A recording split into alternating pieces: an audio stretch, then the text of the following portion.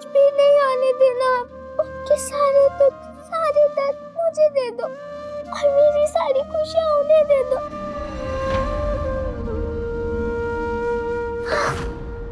वंदिता ने अपनी माँ को कोई पत्र लिखा जिसमें वो किसी शराब के बारे में कुछ समझ नहीं आ रहा। इस पढ़ने के बाकी टुकड़े ढूंढूंगा तो शायद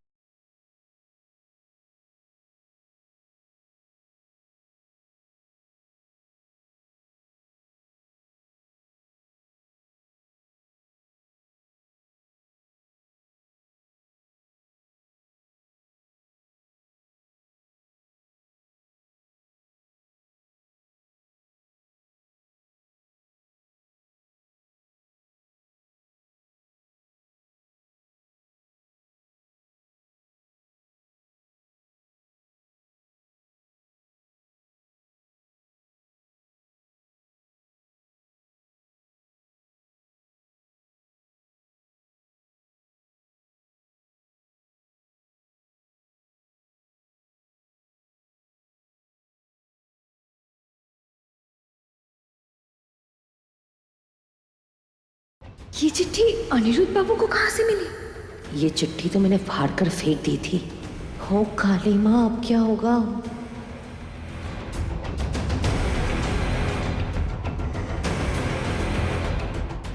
अपनी वंदिता से बहुत प्यार करती है ना तू माँ, वो जल्दी से तीर्थ पूरा करके मेरे पास आ जाए माँ।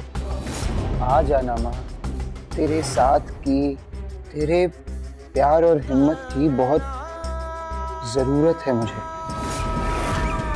तुझे पता है एक अनजाने से बीमारी हो गई है मुझे, बहुत बुरी बीमारी है। वंदिता को कौन सी बीमारी? और मुझे कैसे नहीं?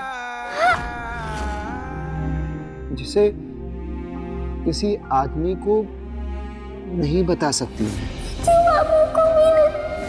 ऐसी कौन सी बात है जो वंदिता मुझे नहीं बता सकती?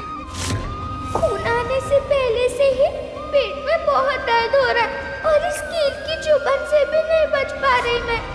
बार बार कोई बहाना बनाना पड़ता है, झूठ बोलना पड़ता है ताकि छुपा सकूं इस बीमारी को पति बाबू से।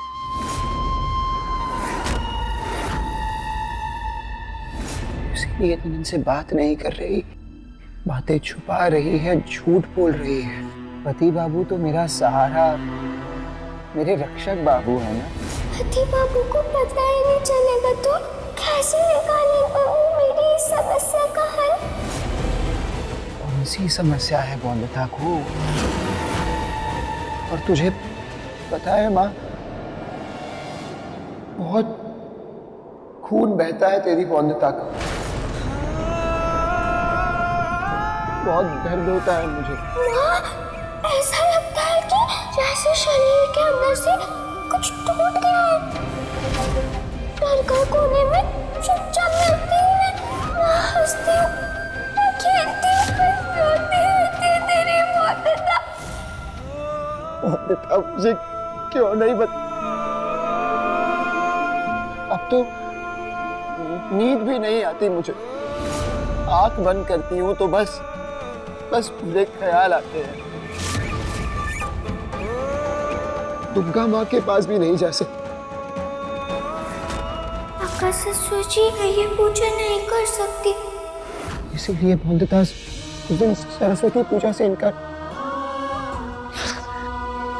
वंदिता, मुझसे कहा क्यों नहीं तुमने कुछ तो?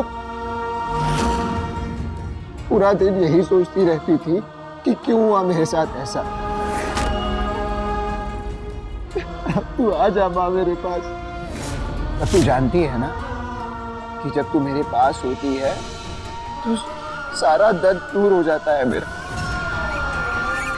तुझे देखते ही हिम्मत मिल जाती है मुझे। तुझसे बातें करके ऐसा लगता है जैसे बड़ी से बड़ी मुश्किल से लड़ सकती हूँ मैं। तो जल्दी आ जा माँ।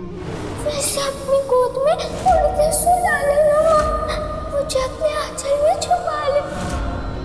मुझे गले लगा ले माँ, मेरा दर्द दूर करके थोड़ा सा हंसा दे मुझे। जल्दी आ जा माँ, मेरा इंतजार कर रही है वंदिता।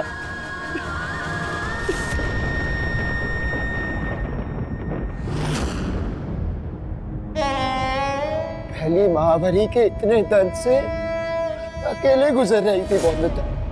अपने अंदर के इस नए बदलाव को न जाने क्या समझ रही थी। इतने दिनों से इतना कुछ सह रही थी वंदिता, लेकिन मैं कुछ नहीं देख पाया।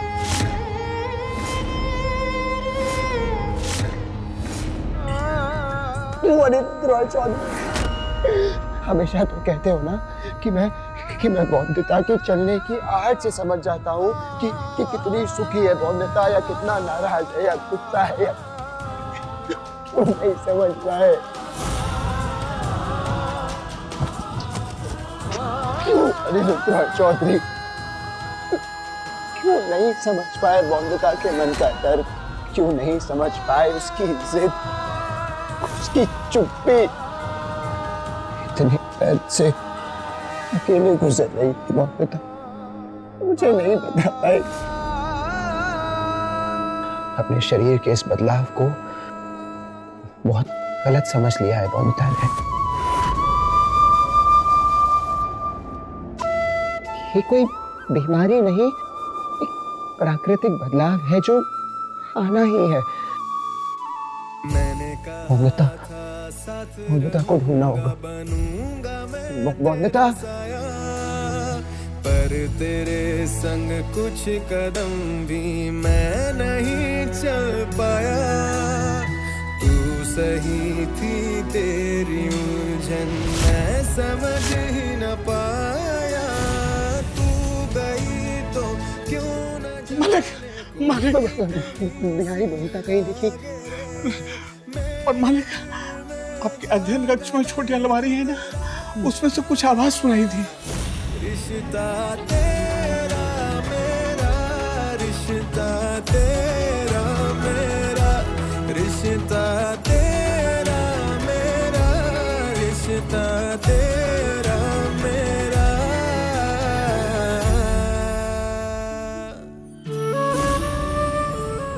वंदिता, वंदिता, मैं जानता हूं तुम अंदर हो।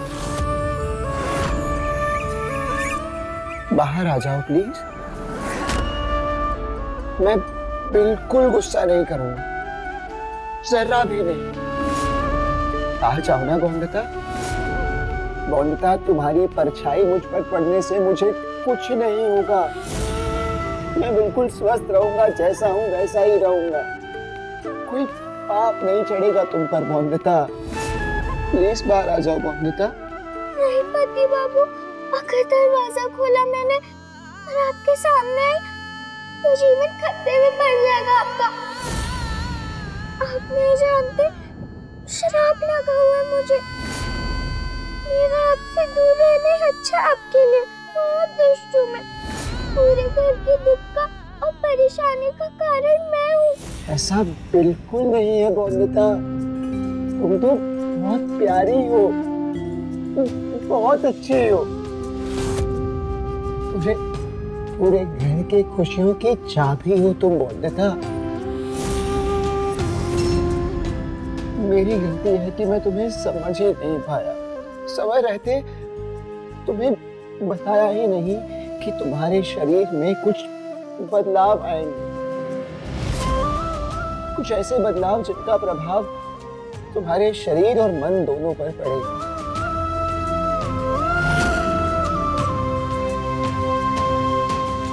वंदिता, मैं जानता हूँ अगर तुम्हारी माँ होती तो तुम्हें बहुत अच्छे से समझाती ना। इतना दर्द तुम्हें सहना ही नहीं पड़ता। लेकिन वंदिता, मैं पूरी कोशिश करूंगा कि तुम्हारे मन के हर भ्रम को दूर कर पाऊं। तुम्हारे मन में जितने भी प्रश्न आ रहे हैं, जितने भी प्रश्न जिन्होंने तुम्हें इतना समय परेशान किया, उन सबका उत्तर मिले। जैसे जैसे लड़कियां बड़ी होती हैं, उनके जीवन में कुछ बदलाव आते हैं, कुछ शारीरिक बदलाव तो कुछ मानसिक बदलाव। उनमें से एक है हर महीने शरीर से खून आना, और इसमें कुछ बुरा नहीं है बौंदता, कुछ बुरा नहीं। ये कोई श्राप या किसी पाप का कोई दंड नहीं है। ये बस एक प्राकृतिक बदलाव है जो सबके साथ होता है बौंदता। ये इसे समझो कि तुम्हारा शरीर तुमसे कह रहा है कि अब तुम बड़ी हो रही हो। ये समय के साथ होने वाला एक प्राकृतिक बदलाव है जो बड़े होने की निशानी है बस। और बौंदता समय के साथ कुछ और भी बदलाव होंगे तुममें, कुछ शारीरिक और कुछ मानसिक। और वो बदलाव ही बौंदता बुरे नहीं होंगे। वो बदलाव हर किसी के साथ होते हैं, हर औरत के साथ होते हैं। तो तुम्हारी माँ के साथ हुए हैं, मेरी माँ के साथ हुए हैं, हम संपूर्ण माँ के साथ हुए हैं।